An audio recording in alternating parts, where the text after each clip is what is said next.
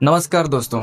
राहुल गांधी ने अपने press conference में वोट चोरी का एटम बम के बाद एक हाइड्रोजन बम प्रेजेंट किया है, जिसमें राहुल गांधी ने बीजेपी गवर्नमेंट पे आरोप लगाया है, हरियाणा की बीजेपी गवर्नमेंट पे, कि इन्होंने वोट चोरी करके सरकार बनाई है। अगर एग्जिट पोल की देखा जाए तो एक तरफ एग्जिट पोल कांग्रेस पार्टी को डबल से भी ज्यादा वोटों से जिता रहे थे, लेकिन हुआ क्या? दूसरी तरफ अगर देखा जाए तो कांग्रेस 22,779 वोटों से हार जाती है। तो शक तो होगा भाई कि इतने कम आंकड़ा से कैसे कांग्रेस हार जाती है। तो कांग्रेस को शक होता है, फिर राहुल गांधी इस पे क्रॉस चेक करना शुरू करते हैं। ये देखिए, मैंने शुरू से ये कहा है कि भारतीय जनता पार्टी एक तरफा सरकार बना रही है। हमारे पास सारी व्यवस्थाएं हैं, आप चिंता मत करिए। अब ये देखिए, मुस्कुरा रहे हैं। सारे एग्जिट पोल्स कह रहे हैं कि भई आप चुनाव जीत रहे हो। सारे ओपिनियन पोल्स कह रहे हैं कि चुनाव जीत रहे हो। ये मुस्कुरा के कह रहे हैं भैया हमारे पास व्यवस्था है। कौन सी व्यवस्था? तो देखा है आपने, ये बोल रहे हैं नायब सिंह सैनी, मुख्यमंत्री बोल रहे हैं कि हमारे पास पूरी व्यवस्था है। क्या व्यवस्था है? इस तरह की इनकी व्यवस्था है। हरियाणा विधानसभा में 90 सीट है, जिसमें कांग्रेस को मिलती है 37 सीट और बीजेपी को मिलती है 48 सीटें, और अन्य दो पार्टियों को 5 सीटें मिलती हैं। कांग्रेस का दावा है कि हरियाणा में बीजेपी ने 25 लाख वोट चोरी करके सरकार बनाई है। कोई छोटा मोटा आंकड़ा नहीं दिख रहा है। 25 लाख बहुत बड़ा आंकड़ा होता है। एक तरफ तो 22,779 लगभग 80 वोटों के करीब से कांग्रेस हारी है। अगर दूसरी तरफ उसका दावा है कि इन्होंने 25 लाख वोट चोरी किया है, और जो वोट चोरी करने का प्रोसेस है वो 5 तरह से है, आप देख सकते हैं। और एक एक करके हम सब पे बात करते हैं कि वो 5 प्रोसेस कौन कौन से हैं। वो 5 तरीका ये है: duplicate voter, invalid address voter, form संख्या। डुप्लीकेट वोटर्स 5,21,619 की संख्या में है।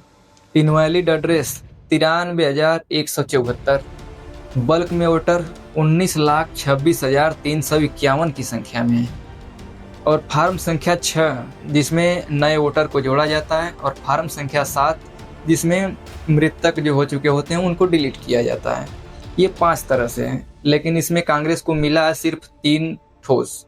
वो बोलते हैं कि जो मैं देता हूँ 100% देता हूँ, मतलब 100% अगर दे रहे हैं, लेकिन 2 को छोड़ रहे हैं। तो 2 को चुनाव आयोग उन्होंने नहीं दिया। बेंगलुरु में उनको मिल गया था, तो महादेवपुरा की असेंबली में, वहां से उनको पूरा का पूरा डाटा मिल गया था। प्रारूप जो फार्म होता है, फार्म 6 और 7 दोनों का मिला था।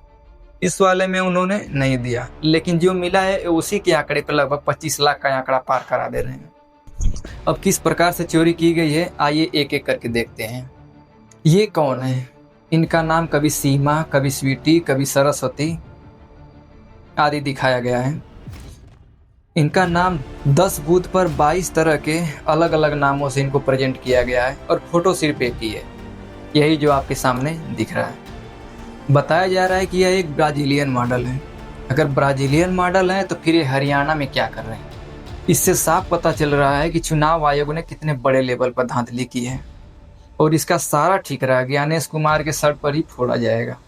तो देखा जाए तो हरियाणा में 2 करोड़ वोटर हैं, जिसमें से 25 लाख वोट चोरी की गई है। मतलब अगर आंकड़ा निकाल के देखा जाए तो प्रत्येक 8 वोट में से 1 वोट चोरी किया है। अगर परसेंटेज में देखा जाए तो 12.5% आता है। और यह देखिए, एक फोटो एक असेंबली में 100 बार यूज किए गए हैं।